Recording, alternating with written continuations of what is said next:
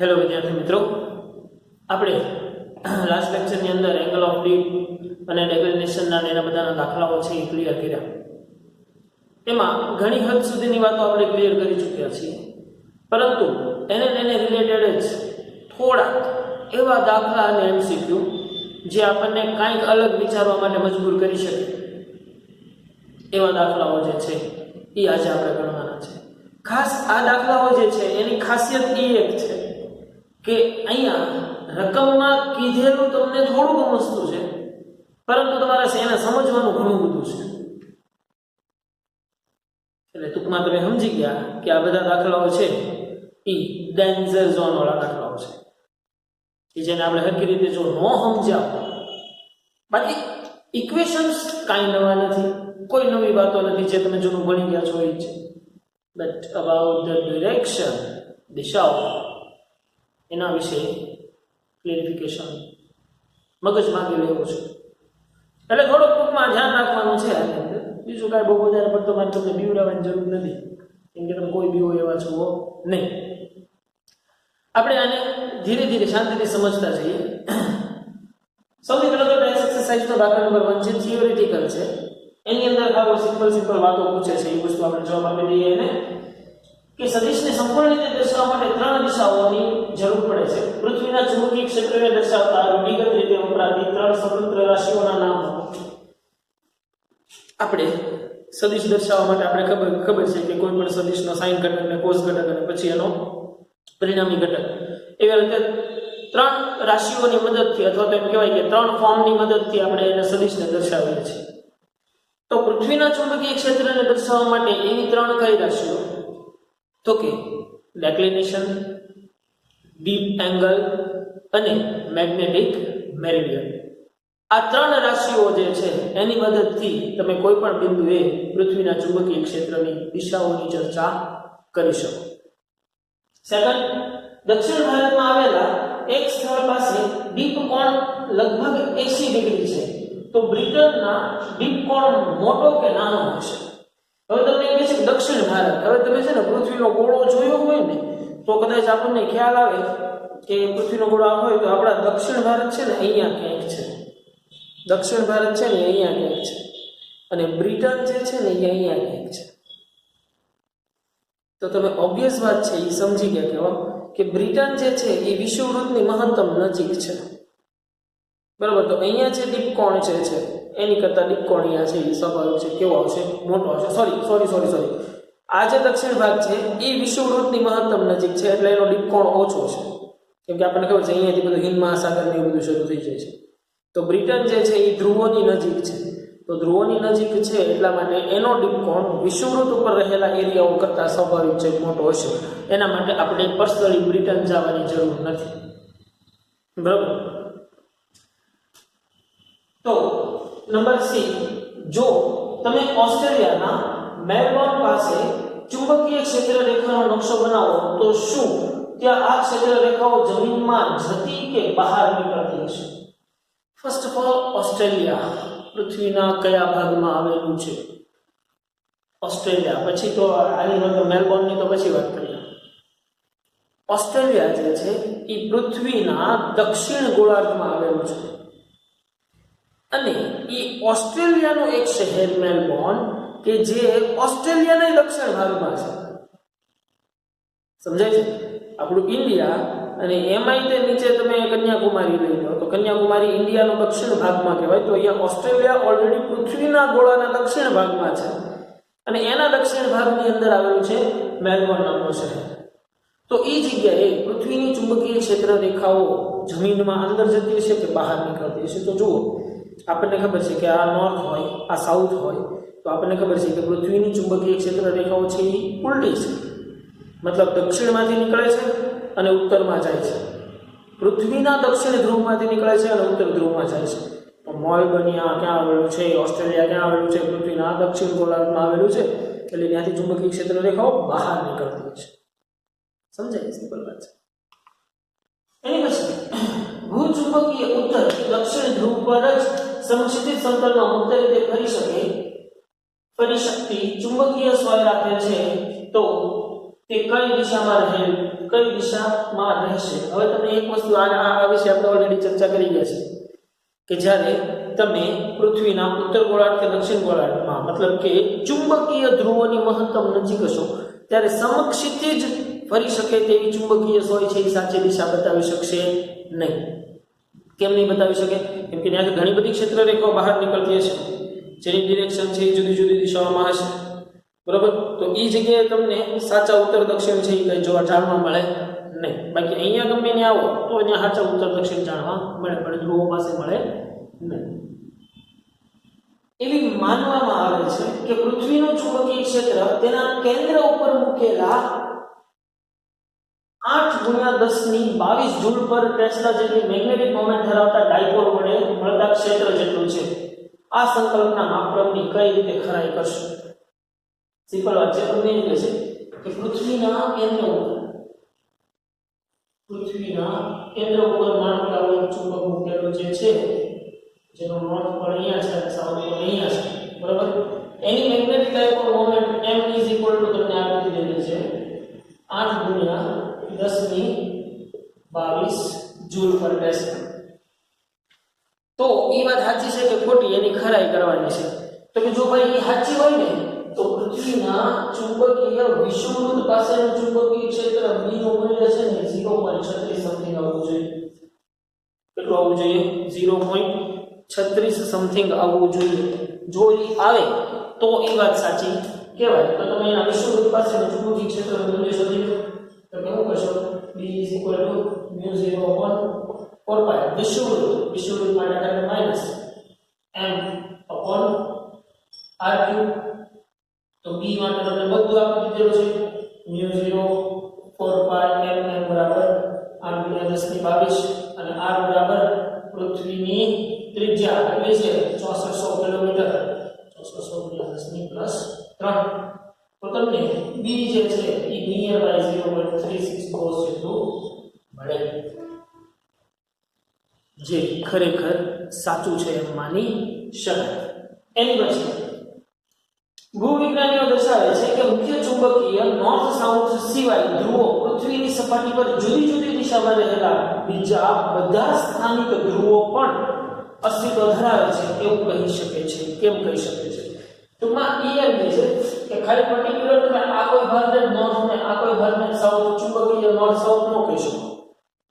પૃથ્વીના છેડાના જો કોઈ છેડો નથી પરંતુ પોલર પરના બધા ધ્રુવો આને કહી શકાય, આને કહી શકાય, આને કહી શકાય, આને કહી શકાય, આને કહી શકાય, બધાને ચુંબકીય ધ્રુવો કહી શકાય. શું કામ? કેમ કે ત્યાં કોઈ ગજિયો ચુંબક નથી કે જેને બે જ પર્ટિક્યુલર ધ્રુવો હશે. આજે ચુંબકીય ક્ષેત્ર રેખાઓ આપણને મળે છે શેના કારણે મળે છે? પૃથ્વીના પેટાળની અંદર લોખંડ અને નિકલના ધાતુઓના જ્યારે ઇલેક્ટ્રિક કરંટ રચાય છે ઇલેક્ટ્રિક કરંટના કારણે આપણને મળે છે. એટલે તમે કોઈ એક પર્ટિક્યુલર ધ્રુવ ન કહી શકો, ઘણા બધા ધ્રુવો છે એમ કહી શકાય. કેમ કે બધી ચુંબકીય ક્ષેત્ર રેખા તો પસાર થવાની જ છે, બરોબર? એટલે બધી દિશાઓ જે છે એ ધ્રુવો તરીકે વર્તે છે એમ કહી શકાય છે. એની પછી દાખલા નંબર 13 સમજવા જેવી વાતો છે.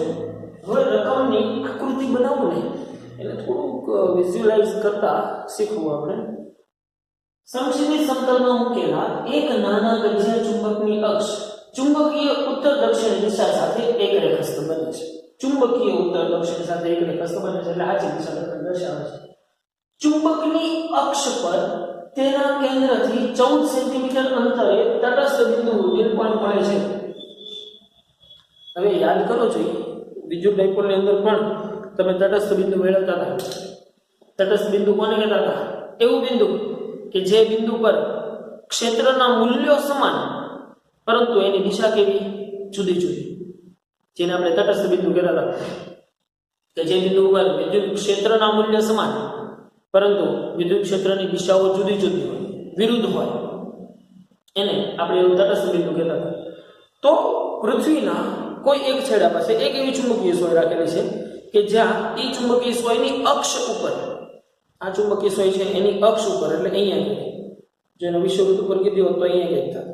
એની અક્ષ ઉપર 14 સેન્ટીમીટરે તટસ્થ બિંદુ મળે છે. ક્યાં ક્યાં એ ખબર નથી એની વાત કરી. આ સ્થળે પૃથ્વીનું ચુંબકીય ક્ષેત્ર 0.36 ગોસ છે. મતલબ કે સમજો ઈ બિંદુએ એટલે જે જગ્યાએ તટસ્થ બિંદુ મળે છે ત્યાં પૃથ્વીનું ચુંબકીય ક્ષેત્ર એટલું છે. તો એનો મતલબ એમ થાય કે જે ગજ્યું ચુંબક મૂકેલું છે ને એનું ઈ બિંદુએ અસરકારક ચુંબકીય ક્ષેત્ર અહીંયા આટલું જ છે. તો જ તટસ્થ બિંદુ મળે ને, પણ વિરુદ્ધ દિશાનું હશે. સમજાય છે? કહું અને ડીપ કોણ શૂન્ય છે. બરોબર, ડીપ કોણ શૂન્ય છે. ચુંબકના કેન્દ્રથી તેના લંબ દ્વિભાજક પર આટલા જ અંતરે કુલ ચુંબકીય ક્ષેત્રનું મૂલ્ય કેટલું હશે? આટલા જ અંતરે એટલે 14 સેન્ટીમીટર લંબ દ્વિભાજક પર. હવે છે ને અહીંયા પૃથ્વીને ધારવાની છે, યાદ રાખજો. આ રકમ સમજાઈ જશે તો આગળના 3 દાખલા ઈઝી થઈ જશે, પણ આ સમજવું મહત્વનું છે. હું અહીંયા સરળતા ખાતર ખૂબ મોટો પૃથ્વીનો ગોળો દોરું છું. આ પૃથ્વીનો ગોળો છે. સૌથી પહેલા તો તમને એટલો આઈડિયા આવી જવો જોઈએ કે આ એક્સપેરિમેન્ટ પૃથ્વીના કયા ભાગમાં થઈ રહ્યું છે. કઈ રીતે? તો કે ભાઈ અહીંયા તમને એમ કીધું કે ડીપ કોણ લગભગ શૂન્ય છે. ડીપ કોણ શૂન્ય ક્યાં હોય છે? ચુંબકીય વિષુવવૃત્ત પર. તો આપણને ખબર છે કે આ રિયલ વિષુવવૃત્ત છે, આ રિયલ વિષુવવૃત્ત છે. તો ચુંબકીય વિષુવવૃત્ત ક્યાં છે? અહીંયા છે. મતલબ અહીંયા એક ચુંબકીય સોય મૂકી દો, અથવા તો ચુંબક હું જો સરળતા ખાતર ખૂબ મોટું દર્શાવું છું. બરાબર. હવે ઈ નોર્થ સાઉથ રિયલ દેખાડે છે. કે કીધું ને ચુંબકીય અક્ષ ચુંબકીય ઉત્તર દક્ષિણ સાથે એક રેખાસ્થ છે. સોરી, નાના વચ્ચે ચુંબકીય અક્ષ ચુંબકીય ઉત્તર દક્ષિણ સાથે એક રેખાસ્થ છે. તો અહીંયા આપણને ખબર છે આ નોર્થ જીઓગ્રાફિક, આ નોર્થ સોરી સાઉથ જીઓગ્રાફિક, અને આપણને આ પણ ખબર છે કે આ જે છે શું છે? નોર્થ મેગ્નેટિક છે, અને આ નોર્થ સોરી સાઉથ મેગ્નેટિક છે. બરાબર. તો આ જો મારો નોર્થ છેડો હોય, સમજો આ મારો નોર્થ છેડો હોય અને આ મારો સાઉથ છેડો હોય, તો હવે જોયું ને કે એક રેખાસ્થ બને છે. હવે સમજો ચુંબકીય વિષુવવૃત્ત પર ચુંબકીય સોય પડી છે, એના અક્ષ ઉપરનો કોઈ બિંદુ, તો આ મારા જે ચુંબકની અક્ષ છે એનાથી કોઈ બિંદુ અહીંયા, આ બિંદુ અહીંયા તટસ્થ બિંદુ મને અહીંયા મળે છે. કઈ રીતે મળતું છે? તો કે આના કારણે નીકળતી ચુંબકીય ક્ષેત્ર રેખાઓ આમ હશે. બરાબર. મતલબ આ બિંદુ પાસે ચુંબકીય ક્ષેત્રની દિશા આ થઈ કહેવાય, અને અહીંયાથી નીકળતી પૃથ્વીની ચુંબકીય ક્ષેત્ર રેખાઓ આવી રીતે જતી છે. તો હવે તમને ખબર પડી કે આ બિંદુએ પૃથ્વીની ચુંબકીય ક્ષેત્ર રેખાનું દિશા કઈ થઈ? આ થઈ ગયો. તો જો બંને દિશાઓ કેવી થઈ? એકબીજાની વિરુદ્ધ થઈ. આકૃતિને બહુ કેરફુલી સમજવાની છે અને તમારે ડ્રો પણ કરી રાખવાની છે ખાસ. ફરીથી આખી રકમ કહું છું કે પૃથ્વીના સમક્ષિતિજ સમતલમાં મુક્ત નાના વચ્ચે ચુંબકની અક્ષ ચુંબકીય ઉત્તર દક્ષિણ સાથે એક રેખાસ્થ છે. તો ચુંબકીય સાઉથ અહીંયા છે, તો આપણા ચુંબકનો સાઉથ અહીંયા છે. પૃથ્વીના ચુંબકનો નોર્થ અહીંયા છે, તો આપણા ચુંબકનો નોર્થ અહીંયા છે. અહીંયા મૂકી દીધું. હવે તમને એમ થાય છે અહીંયા શું કરવું? અહીંયા કેમ બીજું? તો કે ભાઈ રકમમાં ચોખવટ કરી છે કે ઈ બિંદુએ ડીપ કોણ શૂન્ય છે. તો ડીપ કોણ ક્યાં શૂન્ય બને છે? ચુંબકીય વિષુવવૃત્ત પાસે. મારા ચુંબકીય ક્ષેત્ર રેખા આ રીતે બહાર નીકળે છે, અને પૃથ્વીની ચુંબકીય ક્ષેત્ર રેખા આ રીતે બહાર નીકળે છે. એટલા માટે આ બિંદુ પાસે પૃથ્વીના ચુંબકીય ક્ષેત્રની દિશા આ તરફ અને ચુંબકીય ક્ષેત્ર રેખાની દિશા આ તરફ બને છે. સ્પર્શક દિશા બંનેની દોરી. તો હવે આ બિંદુએ જુઓ છે ચુંબકીય ક્ષેત્રનું મૂલ્ય સમાન, પરંતુ બંનેની દિશા કઈ છે? ઉલટી. તો આ બિંદુ તટસ્થ બિંદુ થઈ. એટલે ખાસ યાદ રાખવાનું છે આ વસ્તુ. હવે મગજમાં બેહારી લેવાની છે કે જ્યારે વિષુવવૃત્ત પર, કયા? ચુંબકીય વિષુવવૃત્ત ઉપર એક રેખાસ્થ ચુંબક મૂકેલો હોય ત્યારે એની અક્ષ ઉપરના બિંદુ એ જ તટસ્થ બિંદુ મળશે. હવે તમને જો આ જે છે ને એના લંબ દ્વિભાજક ઉપર ક્યાંય તમને ન મળે. શું કામ ન મળે? કેમ કે એના લંબ દ્વિભાજક ઉપર ચુંબકીય ક્ષેત્રની દિશા આ થઈ જાય અને આના ચુંબકીય ક્ષેત્રની દિશા આ થઈ જાય. એટલે હંમેશા અક્ષ ઉપર જ મળશે. સમજાય છે?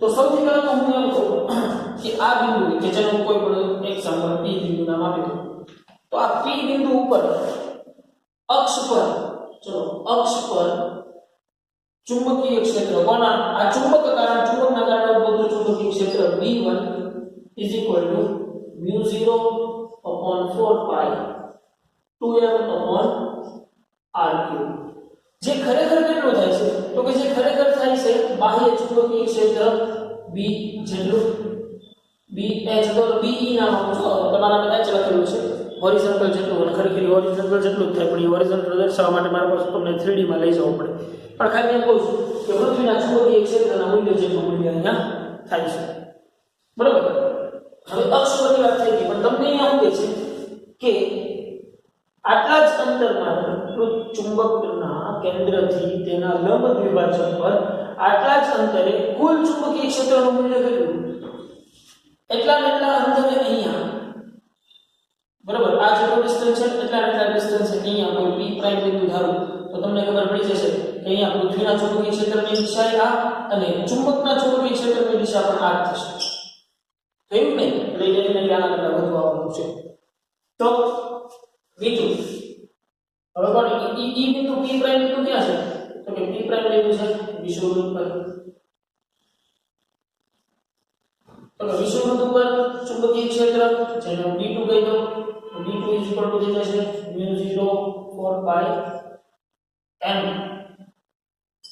upon r3 બરોબર કે નહીં કે જે ખરેખર આના જ અડધું છે એમ કહેવાય BE/2 જેટલું છે એમ કહેવાય ઇક્વેશન ઉપરથી તમને ખબર પડે કે આના કરતા બમણું છે તો બમણાને તમે DE કીધું છે તો એનાથી અડધાને તમે BE/2 જ કહેવાના છો તો અહીંયા કુલ ચુંબકીય ક્ષેત્ર કેટલું થાય તો કુલ ચુંબકીય ક્ષેત્ર થશે B1 B2 જ્યાં B1 છે એ કેટલું છે DE જેટલું છે પ્લસ BE/2 જેટલું છે તો તમને ખબર પડી જાય B B કોમન કાઢો તો 2 એટલે 3/2 BE જેટલું તો B 3 BE એ જગ્યાએ ચુંબકીય ક્ષેત્રનું મૂલ્ય કેટલું છે 0.36 ભાગ્યા 2 તો E બિંદુએ તમને એનું પરિણામી ચુંબકીય ક્ષેત્ર મળે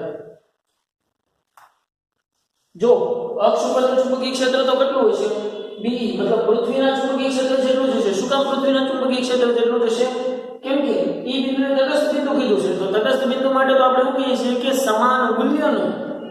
સમાન મૂલ્યનું પરંતુ વિરુદ્ધ દિશાનું ચુંબકીય ક્ષેત્ર તો અક્ષ ઉપરનું જે ચુંબકીય ક્ષેત્રનું મૂલ્ય છે એ એટલું જ આવશે વિષુવવૃત્ત માટેનું સૂત્ર લખો તો વિષુવવૃત્ત છે એ આના કરતા અડધું છે તો એ આના કરતા અડધું છે તો જ્યારે તમારી પાસે મેગ્નેટિક ડાયપોલ મોમેન્ટ કે આ નાના ડિસ્ટન્સ ન ખબર હોય તો તમે B1 આ રીતે ગણી શકો દાખલો બહુ સિમ્પલ છે પણ આ જે સમજવું એ બહુ જ ઇન્ટરેસ્ટિંગ અને મહત્વનું છે આઈ હોપ કે હવે તમને એ ડિરેક્શનની અંદર કઈ ભૂલ નહીં પડતી હોય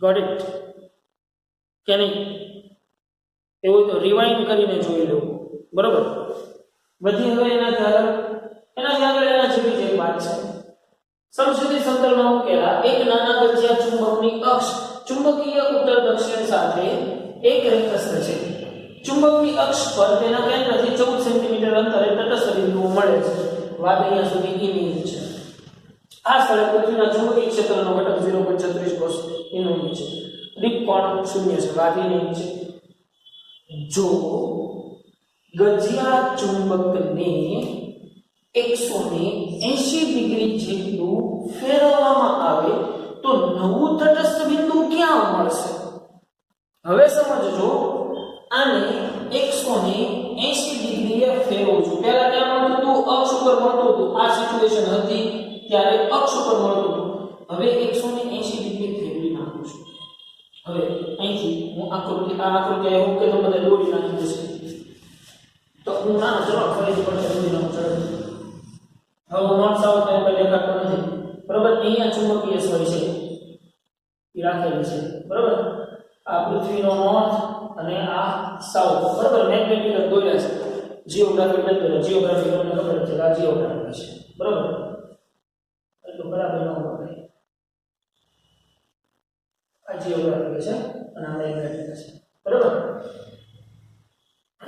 magnetic north magnetic south geographic north અને જીઓગ્રાફિક સાઉથ હવે આ ચુંબકને તમારે 180 ડિગ્રી ભ્રમણ કરાવવાનું છે મતલબ એના ધ્રુવો ઉલટાઈ જશે મતલબ શું થશે અહીંયા નોર્થ થઈ જશે અહીંયા સાઉથ થઈ જશે થઈ જશે કે નહીં તો હવે જુઓ જોઈએ આના ચુંબકીય ક્ષેત્રની ડિરેક્શન આ અને આના ચુંબકીય ક્ષેત્રની ડિરેક્શન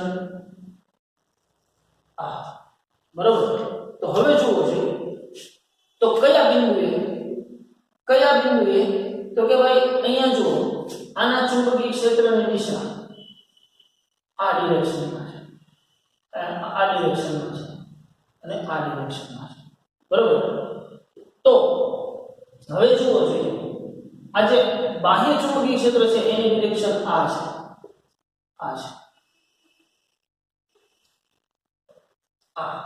તો હવે તમને આની પરથી ખબર પડી છે કે હવે જે તટસ્થ બિંદુ મળશે એ ક્યાં મળશે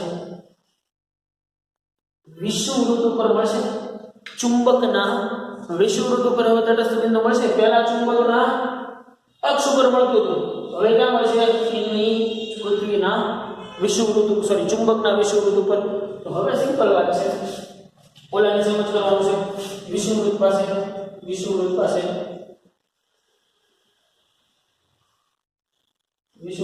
તટસ્થ બિંદુ મળે તો વિષુવવૃત્ત માટે ચુંબકીય ક્ષેત્ર B = તમે કરી નાખો 0.4π m/r3 હવે આના = B થશે કેમ કે તટસ્થ બિંદુ ક્યાં મળે છે વિષુવવૃત્ત પાસે તો અહીંયા તમારું BE = B વિષુવવૃત્ત થઈ ગયું ચુંબકનું વિષુવવૃત્ત અને પૃથ્વીનું ચુંબકીય ક્ષેત્ર એ બેનું મૂલ્ય ન્યા સમાન થયું કહેવાય તો નવ તટસ્થ બિંદુ ક્યાં મળશે મારા માટે તો એ જ મહત્વનું પણ છતાંય જો તમને એમ લાગતું હોય તો એનું મૂલ્ય શું હોય તો મૂલ્ય તો તમારું D = B થવાનું છે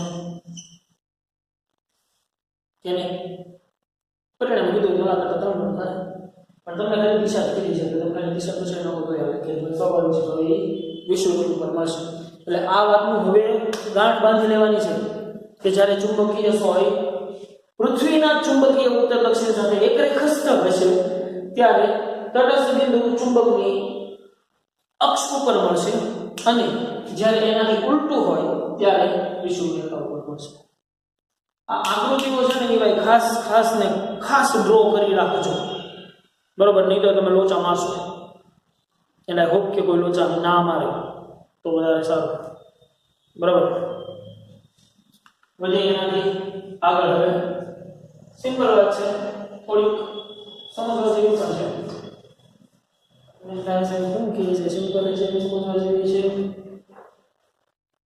જુઓ 5.25 ગુણ્યા 10⁻2 જૂલ પર ટેસ્લા મેગ્નેટિક મોમેન્ટ ધરાવતા નાના ગતિયા ચુંબકને તેની અક્ષ પૃથ્વીના ચુંબકીય ક્ષેત્રની દિશા લંબ રહે તે રીતે રાખવામાં આવ્યું છે સૌથી પહેલા તો એની મેગ્નેટિક ડાયપોલ મોમેન્ટ જે તમને આપી દીધેલી છે 5.25 ગુણ્યા 10⁻2 હવે આ જે ચુંબક છે આને ડ્રો કરીએ આ જે ચુંબક છે આ ચુંબક ને તેની અક્ષ પૃથ્વીના ચુંબકીય ક્ષેત્રની દિશા લંબ રહે તે રીતે હોય માનો કે આ પૃથ્વીના માનો કે નોર્થ છેડો હોય સાઉથ છેડો હોય કોઈ પણ આપણે દર્શાવી શકીએ ચિંતા નથી આ ચુંબકીય અક્ષ અને આ પૃથ્વીના ચુંબકીય ક્ષેત્રની અક્ષ આ બંને લંબ હોય મતલબ કે પૃથ્વીના ચુંબકીય ક્ષેત્રની દિશા આ થઈ જાય BE બરાબર અહીંયા નોર્થ માં નીકળતું હોય તો ખરેખર ચુંબકની ચુંબકીય ક્ષેત્ર રેખા આ થઈ જાય બરાબર ને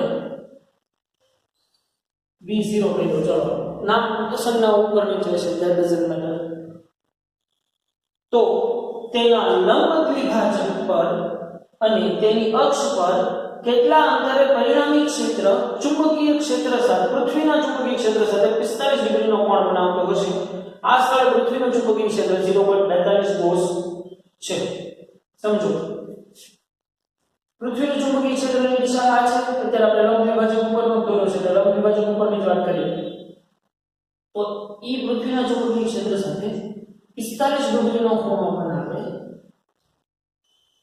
ત્યારે એનું શું શોધવાનું છે? લંબ વિભાજક પર અને અક્ષ પર પરિણામી ક્ષેત્ર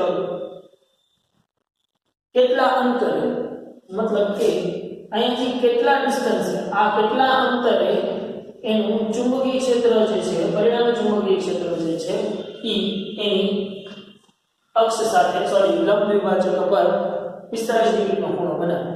તો હવે મેં તો પહેલા સીધું તમને કહી દીધું છે. જો તો તમારી પહેલી વાત ક્યાં છે? લંબ વિભાજક ઉપર, મતલબ વિષુવવૃત્ત પરની વાત છે. તો સિમ્પલ તમે કરી શકશો. વિષુવવૃત્ત માટે શું કરશો? વિષુવવૃત્ત માટે ચુંબકીય ક્ષેત્ર B = μ0/4π m/r3. બરાબર. હવે m/r3 કરો તો તમારી માટે પરિણામી ચુંબકીય ક્ષેત્ર B પેલા તો હોવું જોઈએ. તો ઈ તમે આરામથી શોધી શકો. કઈ રીતે શોધી શકાય? તો કે ભાઈ B = cos 2 ના હરકત છે એટલે તમને B/B0 = tan 45 1 તો BE = B0 કહી શકશો ને? તો તમે મૂકી શકો B0 = μ0/4π m/r3. એમાંથી r3 r ના સૂત્રનો બદલા કરી લેવાનો છે. B બરાબર તમને આપી દીધેલું છે 0.42 કોસ, m બરાબર તમને આપી દીધેલું છે r ના સૂત્રનો બદલા કરવાનો છે. હવે એવી વાત તમારે કરવાની છે એની અક્ષ ઉપર. અક્ષ ઉપર મતલબ કે આનો વ્યૂ બનાવી દઉં છું. તમારે બનાવવાનું છે અક્ષ ઉપર, મતલબ માનો કે આ નોર્થ પોલ હોય, આ સાઉથ પોલ હોય. તો ચલો આનો પોલ આપણે ઉધા રાખીએ જે રીતે આકૃતિમાં આ બાજુ હોય છે બાકી કાંઈ નથી, ચિંતા નથી. નોર્થ આ બાજુ સાઉથ આ બાજુ. તો એના અક્ષથી પૃથ્વીનું ચુંબકીય ક્ષેત્ર એના લંબ છે એટલે આ થઈ મારા B E ની દિશા, આ થઈ B 0 ની દિશા. બરાબર ને? અને એનું પરિણામી B. બરાબર. તો એના અક્ષથી માનો કે કોઈ r અંતરે આ બિંદુ આવેલું છે એના માટેની વાત છે. શોધી શકાશે કે નહીં? ગણી શકાશે કે નહીં? હે ભાઈ, કરી શકાય આરામથી? ઓબ્વિયસલી કરી શકાય. તો વધીએ ભાઈ એનાથી આગળ આરામથી ગણી શકાય. શું ભાઈ? તો હવે એનાથી આગળ વધતા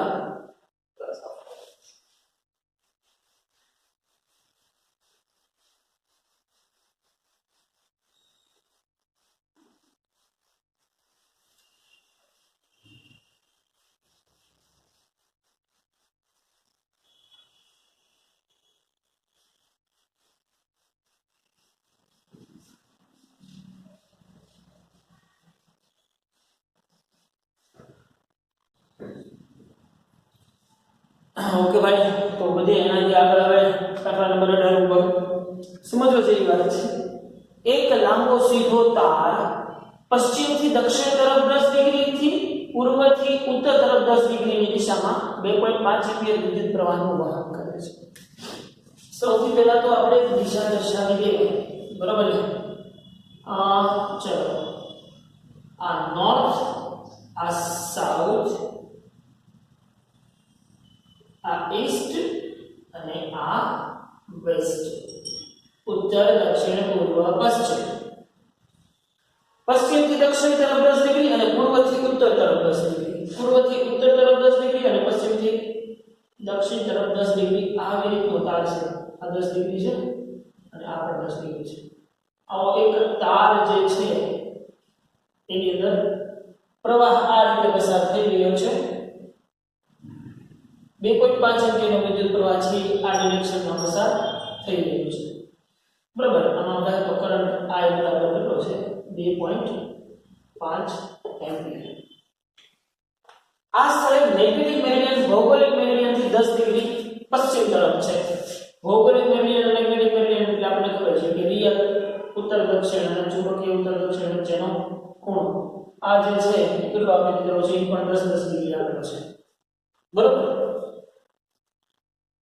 આ સ્થળે પૃથ્વીનું ચુંબકીય ક્ષેત્ર B = 0.33 કોસ છે. B = 0.33 અને દીપ કોણ શૂન્ય છે. આ તાર જ્યાં રાખેલો છે ત્યાં દીપ કોણ શૂન્ય છે, મતલબ આ તાર ક્યાં રાખેલો છે? પૃથ્વીના ચુંબકીય વિષુવવૃત્ત ઉપર. હવે એટલી વસ્તુ ડાયરેક્ટ મગજમાં આવી જવી જોઈએ. દીપ કોણ શૂન્ય છે એટલે દીપ કોણ શૂન્ય છે મતલબ કે ક્યાં છે? પૃથ્વીના ચુંબકીય વિષુવવૃત્ત પાસે રાખેલો હશે આ તાર. જો આને ગોળો દોરું ને તો તમને ખબર પડી જાય. હવે તટસ્થ બિંદુઓ દર્શાવતી રેખાનું સ્થાન શોધો. તટસ્થ બિંદુ ક્યાં મળશે? સૌથી પહેલા તમે જુઓ, તટસ્થ બિંદુ માટે આટલા જ ચુંબકીય ક્ષેત્ર જેટલું જ આ તાર ચુંબકીય ક્ષેત્ર ઉત્પન્ન કરવો જોઈએ. બરોબર ને? મતલબ કે તાર દ્વારા ચુંબકીય ક્ષેત્ર કે જેને હું B0 કહી દઉં અને પૃથ્વીનું ચુંબકીય ક્ષેત્ર છે એને BE કહી દઉં. ચલો, બરાબર. તો તટસ્થ બિંદુ માટે તાર દ્વારા ઉદ્ભવતું ચુંબકીય ક્ષેત્રનું મૂલ્ય અને પૃથ્વીનું ચુંબકીય ક્ષેત્ર બંનેનું મૂલ્ય સમાન થવું જોઈએ. કોઈ પણ દિશામાં બંને દિશા બીજા વિરુદ્ધ હોવી જોઈએ એવી એક બિંદુએ બંનેનું મૂલ્ય સમાન થવું જોઈએ. તો તમે આ કરી શકો હોય કે નહીં? DE B0. તો તમને તાર દ્વારા ઉદ્ભવતું ચુંબકીય ક્ષેત્ર B0 આ વસ્તુ તમે ભણી ગયા ચોથા ચેપ્ટરની અંદર કે કોઈ એક સિંગલ તાર દ્વારા ઉદ્ભવતું ચુંબકીય ક્ષેત્ર μ0 upon 2 pi n I upon r વડે દર્શાવતા. યાદ આવે કે નહીં? એક સિંગલ તાર વડે. તો સિંગલ તાર છે એટલે n 1 થઈ જશે એટલે BE B0 P μ0 2 pi I by r. r ને સબજેક્ટ કરવાનો છે. r શું થઈ જશે? μ0 2 pi BE I તો છે તે I તમને આપી દેવો છે, B તમને આપી દેવો છે. તમને આ r ડિસ્ટન્સ છે એ મળી જશે કે ભાઈ તાર છે કેટલા અંતરે એનું ચુંબકીય ક્ષેત્ર સોરી r બરાબર કેટલા અંતરે આ બરાબર કેટલા અંતરે તટસ્થ બિંદુ મળશે. મતલબ જે જગ્યાએ ચુંબકીય ક્ષેત્ર B અને પૃથ્વી ક્ષેત્ર સોરી પૃથ્વીનું ચુંબકીય ક્ષેત્ર અને તાર દ્વારા ઉદ્ભવતા ચુંબકીય ક્ષેત્રનું મૂલ્ય સમાન થશે અને દિશા જુદી જુદી થશે. પરંતુ હવે એ તારની ઉપર નીચે આગળ પાછળ ક્યાં? તો કે ભાઈ ઓબ્વિયસ વાત છે. કોઈ તાર હશે તેના પ્રવાહની દિશા હોય એના ચુંબકીય ક્ષેત્રની દિશા આ રીતે હોય. તો જે તટસ્થ બિંદુઓ બનશે એ તટસ્થ બિંદુઓ ક્યાં બનશે? આ તારને સમાંતર બનવાના છે. બનશે કે નહીં? તારને સમાંતર આ કે અહીંયા કે અહીંયા કે અહીંયા ગમે ત્યાં તારને સમાંતર તટસ્થ બિંદુઓ જે છે એ મળવાના છે. ઓબ્વિયસ વાત છે કે નહીં? વધી એનાથી આગળ એક સ્થાને આવે ટેલિફોનના કેબલના 4 લાંબા સીધા અને સમક્ષિતિજ તાર જેમાંથી એક જ દિશામાં 1 એમ્પિયરનો વિદ્યુત પ્રવાહ પૂર્વથી પશ્ચિમ તરફ વહે છે. ડિરેક્શન આપી દીધી છે પૂર્વથી પશ્ચિમ તરફ. એટલે હું પહેલો તમને આ રીતે આપીશ. નોર્થ, સાઉથ, ઈસ્ટ અને વેસ્ટ.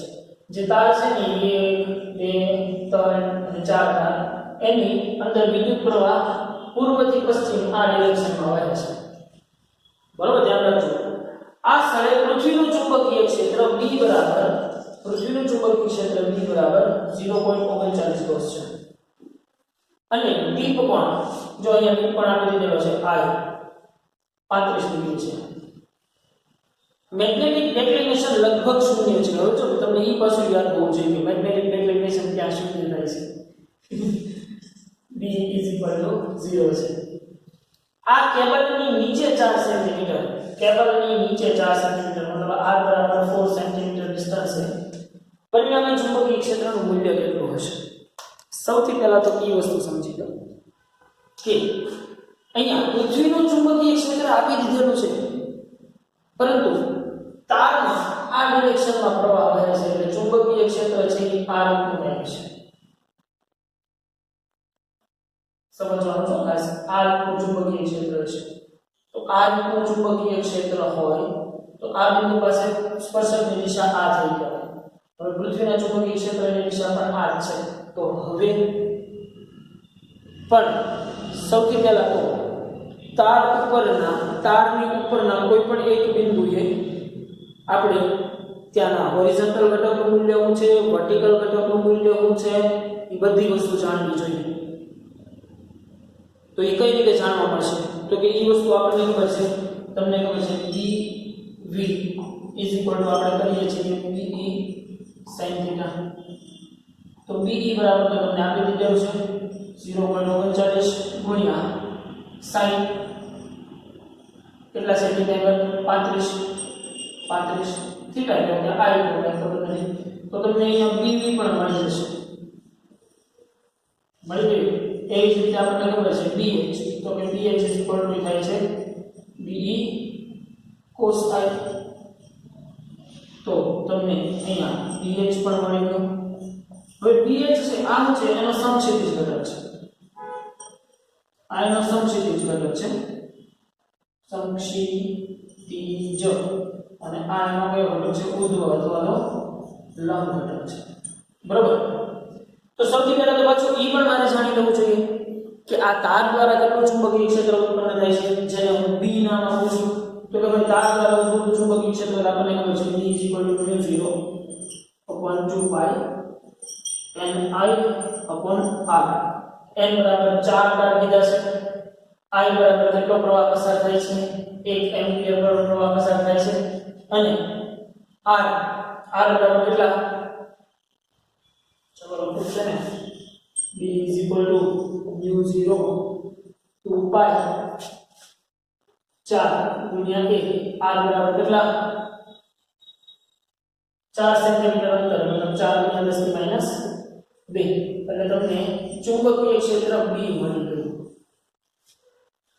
હવે પ્રશ્ન ઊભો થશે પરિણામી ચુંબકીય ક્ષેત્ર માટે.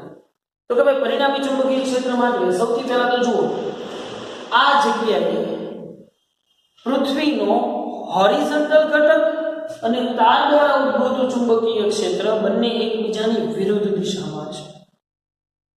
એટલે અસરકારક હોરિઝોન્ટલ જે છે, જેને હું મતલબ એમ કહી દઉં અહીંયા કે BH અને B બંને વિરુદ્ધ છે એકબીજાની. જ્યાં BH શું છે, સમક્ષિતિજ ઘટક છે,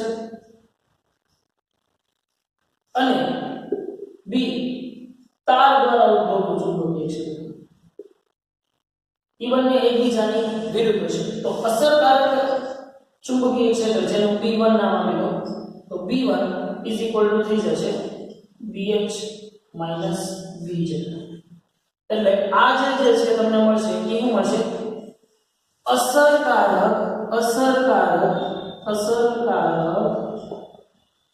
સમક્ષિતિજ ચુંબકીય ક્ષેત્ર. બરાબર. બંને એકબીજાની વિરુદ્ધ દિશામાં હશે તો સ્વાભાવિક છે કે એક છે આ બાજુ ફોર્સ લગાડે છે, એક આ બાજુ ફોર્સ લગાડે છે, તો જેનો ફોર્સ વધુ હોય છે એની ડિરેક્શનમાં. એટલે કેમ કે ચુંબકીયનો સમક્ષિતિજ ઘટક 0.36 જેવું મેં કરેલું છે, 39 જેવું આવ્યું છે, આની કરતાં ડેફિનેટલી ઓછો આવશે, તો એ વધુ અસરકારક છે. પરંતુ વર્ટિકલ ઘટક જે છે ને, વર્ટિકલ ઘટક અને બાહ્ય ચુંબકીય ક્ષેત્ર બંને એક દિશામાં છે, મતલબ ઈ કાઈ કરશે નહીં. તો હવે પરિણામી ચુંબકીય ક્ષેત્ર માટે આપણે યાદ છે, પરિણામી ચુંબકીય ક્ષેત્ર જેને હું B' નામ આપી દઉં = તમે આમ કરશો BH B વર્ટિકલ નો સ્ક્વેર પ્લસ B હોરિઝોન્ટલ નો સ્ક્વેર પ્લસ B વર્ટિકલ નો સ્ક્વેર. આ સમીકરણ આપણે ધારી ગયા હતા, પણ BH ઈ બદલે હવે અસરકારક BH કેટલું છે, B1 જેટલું છે, અંડરરૂટમાં B1 square plus BB square થશે. તો આ તમને અસરકારક ચુંબકીય ક્ષેત્ર મળી ગયું. તારની નીચે 4 સેન્ટીમીટર. તમારા મટીરીયલમાં આની આ વાતને બહુ ગોળ ફેરવી વધારાની માત્રા મૂકવા આપી છે, જે કરવાની નથી. તમને અહીંયા શું કીધું છે કે આ કેબલની નીચે 4 સેન્ટીમીટર અંતરે પરિણામી ચુંબકીય ક્ષેત્રના મૂલ્ય કેટલા હશે. પરિણામી ચુંબકીય ક્ષેત્રના મૂલ્ય માટે B હોરિઝોન્ટલ ગોતી લીધો, B વર્ટિકલ ગોતી લીધો, અને તાર વડે ઉદ્ભવતું ચુંબકીય ક્ષેત્ર ગોતી લીધું. હવે સમક્ષિતિજ ઘટકનો પરિણામી ઘટક મેળવી લીધો, વર્ટિકલ તો એની દિશામાં છે, પરિણામી મેળવી લીધો. તો પછી અહીંયાથી જે છે ને આ હાવ ખોટી લપ છે, જેને આપણે કરવાની જરૂર નથી કે ભાઈ પાછા ઈ પરિણામીનો ડીપ એંગલ કેટલો હશે અને ઈ તાર ઉપર લાગતું ચુંબકીય ક્ષેત્ર છે એને H સાથે બનાવેલો અને પાછી એની સાથે એટલે ઈ બનાવવાની જરૂર છે નહીં. આપણે અહીંયા સુધી જ દાખલો સમજવાનો છે, બરાબર. બાકી વધારાનો કોઈ કરો તો ના નથી, ઈ એના એની ઉપરથી એના ડિપેન્ડ કરવો છે, બરાબર. But that doesn't matter I guess. Okay, એની પછી સમક્ષિતિજ સમતલમાં મુક્ત રીતે ભ્રમણ કરી શકે તેવી ચુંબકીય સોયના કંપાસને 30 આંટા અને 12 સેન્ટીમીટર ત્રિજ્યા ધરાવતા વર્તુળાકાર ગુંચળાની મધ્યમાં મૂકેલું છે. આ આખી રકમ વાંચો ને પછી તમે આકૃતિ દોરી શકો. એવું હોય તો રકમને આ રકમને 2 થી 3 વખત વાંચો, 2 થી 3 વખત વાંચો ને તો સમજાય.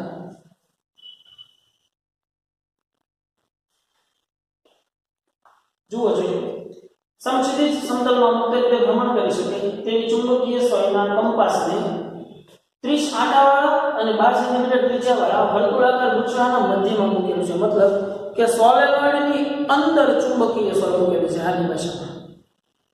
પણ આ ગુંચળું શિરોલંબ સમતલમાં મેગ્નેટિક મેરિડિયન સાથે 45 ડિગ્રીનો કોણ બનાવતી દિશામાં ગોઠવેલું છે. હવે હું તમને કહી ચલો, આ નોર્થ હોય, આ સાઉથ હોય.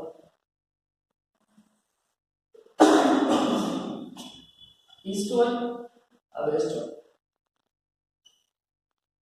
જે આ ગૂંચળું છે, મારે ગૂંચળું ખરેખર બહુ મોટું દોરવું પડશે પણ તમે સમજી જશો આઈ ગેસ. આ ગૂંચળું છે, બરોબર. આની પર આટા છે પણ આટા અત્યારે દર્શાવવા નથી, બરોબર. આની ઉપર આટા ઘણા બધા છે, કેમ કે મારે ચુંબકીય સોય દર્શાવી છે એટલે આટા ન દર્શાવે. આની અંદર એક ચુંબકીય સોય પડેલી છે પણ શું કહે છે, બનાવતી દિશામાં રાખેલ છે.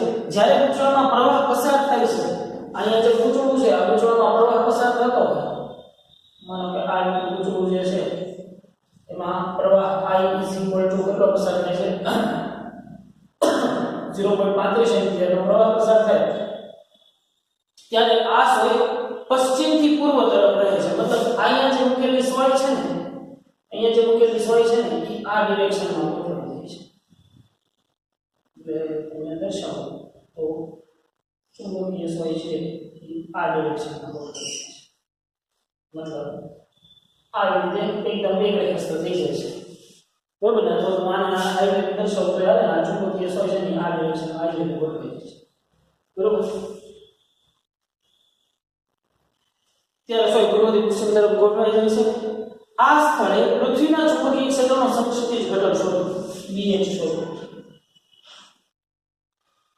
ગૂંચળામાં વહેતો પ્રવાહ ઉલટાવવામાં આવે છે અને ગૂંચળાને શિરોલંબ અક્ષની સાથે ઉપરથી તેના વિષમઘડી દિશામાં 90 ડિગ્રીનો કોણ ઘુમાવવામાં આવે છે. ત્યારે ચુંબકીય સોયની દિશા શોધો અને આ સ્થળે મેગ્નેટિક ડિક્લિનેશન શૂન્ય છે તેમ ધારો. આ આકૃતિ કદાચ તમને ન હતી સમજાય માટે આકૃતિ આપણે જોઈએ જોવો જોઈએ. આવું એક ગૂંચળું છે, એની અંદર આ ચુંબકીય સોય રાખેલી છે. બરાબર, ગૂંચળું ઓલરેડી મેગ્નેટિક મેરિડિયન સાથે 45 ડિગ્રીનો ખૂણો બનાવે છે. આની અંદરથી જ્યારે પ્રવાહ પસાર કરવામાં આવે છે ત્યારે તમારી ચુંબકીય સોય છે ને આ ડિરેક્શનમાં એકરેખસ્થ થઈ જાય છે.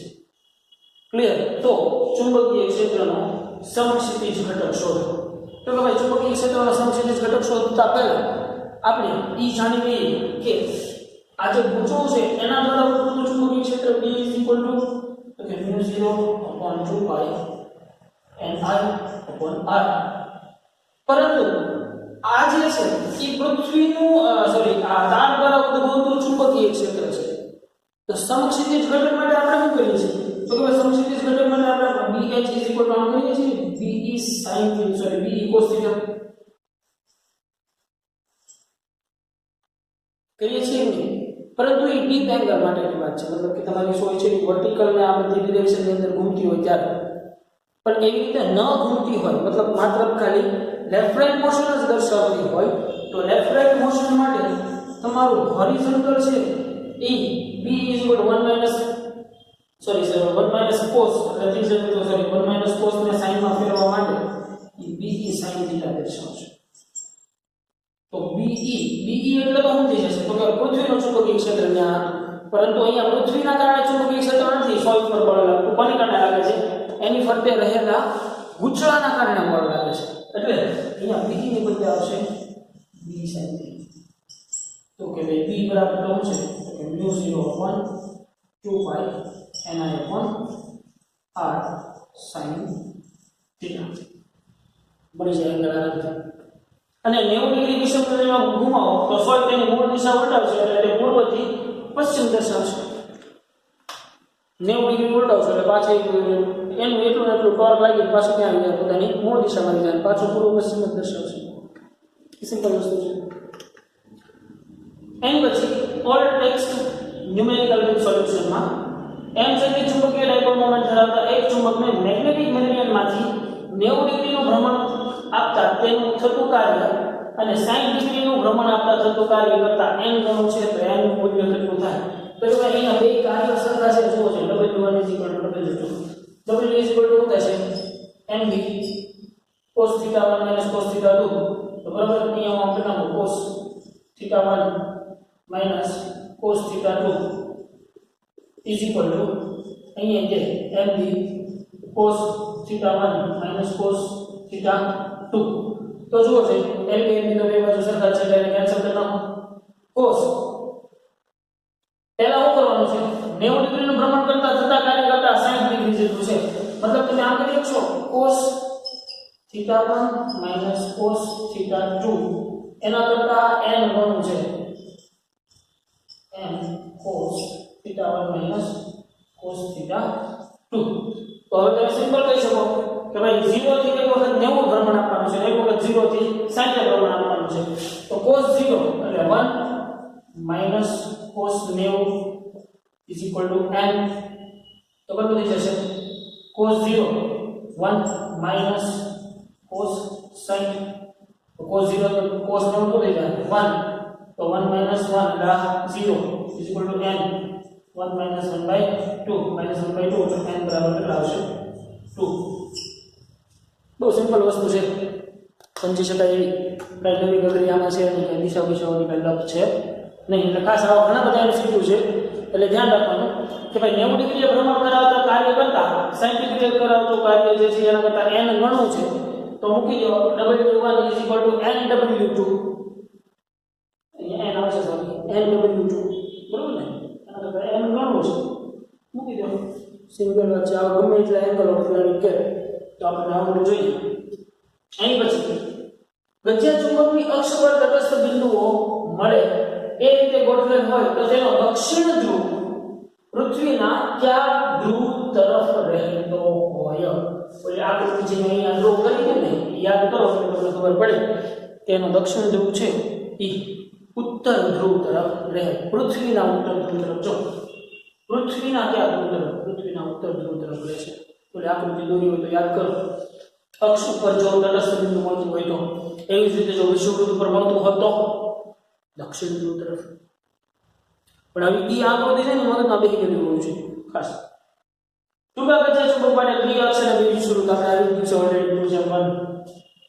એમ છે કે મેગ્નેટિક ડાયપોલ મોમેન્ટ ધરાવતા એક ચુંબકને મેગ્નેટિક મેરિડિયનમાંથી 90 ડિગ્રીનું ભ્રમણ આપતા થતું કાર્ય તેના 60 ડિગ્રીના ભ્રમણ આપતા કાર્ય કરતા n ગણું છે. તે બીજી જ વાત. 75 એમ્પિયર × મીટર સ્ક્વેર ચુંબકીય ચાર્જમાત્રા ધરાવતા એક ચુંબકનું તટસ્થ બિંદુ તેની અક્ષ ઉપર મળે છે.